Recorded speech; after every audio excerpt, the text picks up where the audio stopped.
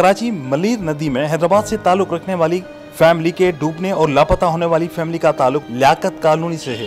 Liaquat colony के रिहायशी ज़ीशान नामी शख्स अपनी फैमिली के हमरा कराची से हैदराबाद आते हुए तूफानी बारिश के बायस हादसे का शिकार हुए। ईदी इंतजामिया की जानिब से काफी देर से फैमिली की तलाश जारी।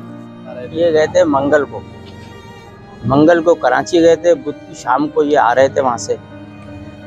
एक बेटी है हमना जिसकी उम्र 15 साल है, बेटा है हम्माद 13 साल है, अयान हम्माद 11 साल है और मोहम्मद मूसा 10 साल है।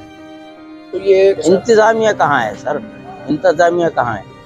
आप हाल देख रहे हैं ना यहाँ पर।